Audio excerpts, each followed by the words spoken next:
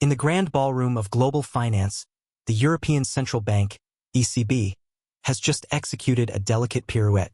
With the grace of a seasoned performer, ECB President Christine Lagarde has twirled through a maze of economic indicators, leaving her audience, from Wall Street to Main Street, breathless with anticipation. The question on everyone's lips: will there be an encore in October? As I sit here in my New York office, sipping a latte that costs more than the hourly wage of the barista who made it, I can't help but marvel at the intricate dance of monetary policy. It's a performance that would make even the most accomplished Broadway choreographer green with envy. The plot thickens. Let's set the stage, shall we? The ECB, that venerable institution tasked with keeping the Eurozone's economic engine purring, has just delivered its second quarter-point reduction in the deposit rate since June. It's a move that has sent ripples through the financial world, like a pebble tossed into the placid waters of Lake Como. But here's where it gets interesting, folks. Lagarde, with the smile of a financial Mona Lisa, has hinted at the possibility of an October surprise. If there is a significant change relative to our baseline, we reassess, she teased, leaving economic pundits scrambling for their crystal balls and tarot cards. Now, for those of you who don't spend your evenings poring over monetary policy statements, and if you don't, I commend your life choices, let me break this down.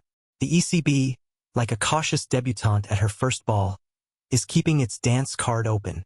They're not committing to a partner for the October waltz just yet, but they're certainly eyeing the dance floor with interest. The supporting cast, as in any good drama, have a colorful cast of supporting characters, each with their own subplot.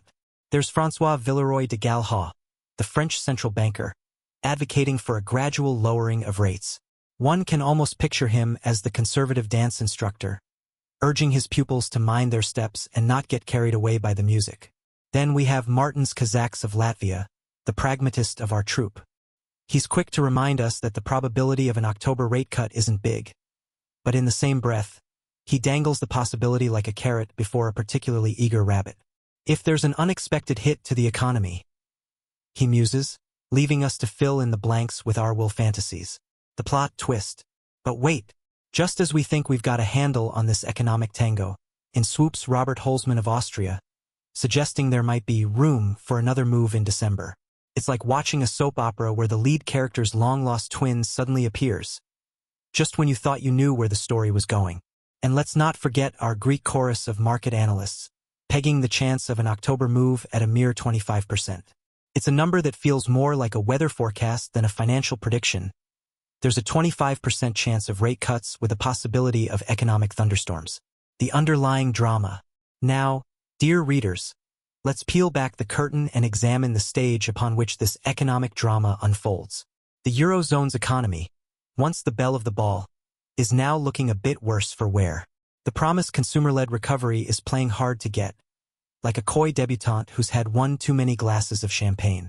Manufacturers, though stalwart pill economy, are struggling under the weight of high energy costs and lukewarm demand. It's as if they're trying to waltz while wearing lead shoes, technically possible, but not particularly graceful. And inflation, oh inflation, that fickle mistress has retreated, drawing tantalizing close to the ECB's 2% goal. It's like watching a game of economic limbo. How low can it go without toppling the whole structure? The audience reaction. As this economic ballet unfolds, the audience, that's us, folks, watches with bated breath. On one side of the theater, we have the financial professionals, their eyes glued to Bloomberg terminals, ready to make or break fortunes with a single trade. On the other, we have the everyday Europeans, wondering if this intricate dance of decimal points will translate into more money or more sleepless nights worrying about their mortgages. It's a stark reminder that while this is a fascinating intellectual livelihoods on the line. The gap two perspectives than the English, and bridging it is a challenge that would make even the most skilled diplomat break into a sweat. The intermission musings. As we reach the intermission of this economic opera, it's worth taking a moment to reflect. What does all this mean for the average Joe or Jane on the streets of Berlin, Paris, or Athens? On one hand, lower interest rates could mean cheaper loans, potentially spurring spending and investment. It's like giving the economy a shot of ESP hoping for a burst of energy. But on the other hand, savers might find themselves feeling like to fill a piggy bank with air, frustrating and ultimately futile. And let's not forget the potential side effects. Could lower rates lead to asset bubbles, inflating everything from real estate to stock prices like balloon animal? It's a delicate balance, like trying to pour exactly 1 unit of wine into a glass while on a rocking boat, possible, but fraught with the risk of spillage. The second act begins. As the curtain rises on the second act of our economic drama, the tension is palpable. Will the ECB cut rates in October, playing the role of the dashing hero swooping in to save the damsel in distress that is the European economy? Or will they hold steady, like a stoic guard at Buckingham Palace, unmoved by the changing of the seasons? The truth is, dear readers, that even the most seasoned economic soothsayers are scratching their heads. It's like trying to predict the plot of a mystery novel halfway through. We have hunches, but the author, in this case the fickle mistress known as the global economy, keeps throwing in plot twists that leave us all guessing.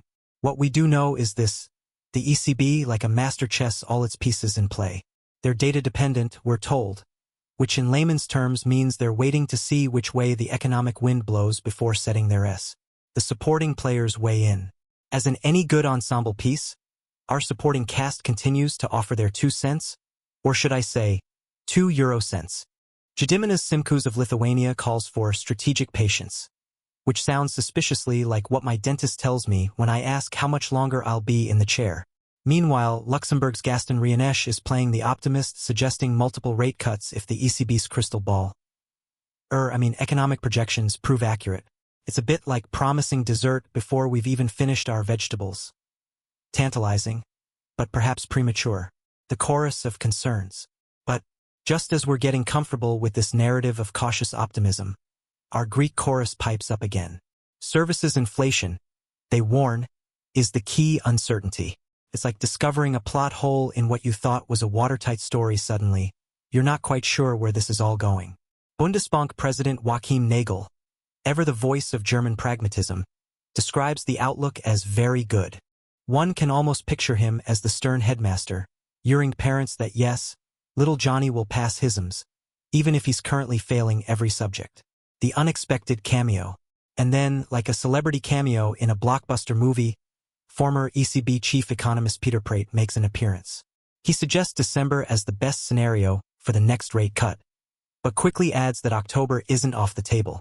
It's like he's hedging his bets at the roulette table of monetary policy, on red, a little on black, and hope for the best.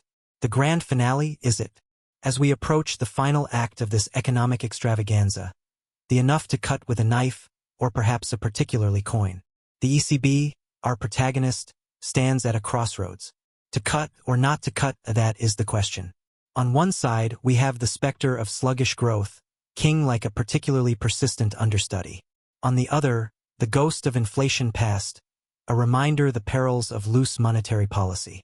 The audience watches, popcorn in hand, or perhaps a more European snack, let icent, as the ECB performs its high-wire act. Will they stick the landing, or will we witness an economic faceplant of epic proportions? The curtain call.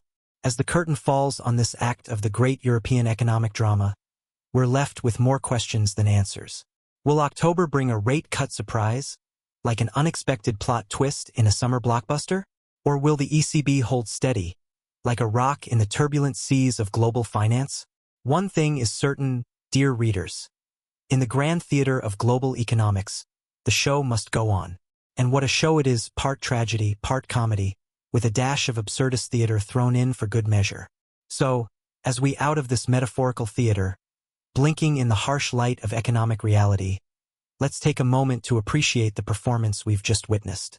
It's a reminder that behind the dry statistics and jargon-filled press releases, there's a very human drama unfolding, one that affects us all, from the halls of power in Brussels to the cafes of Athens.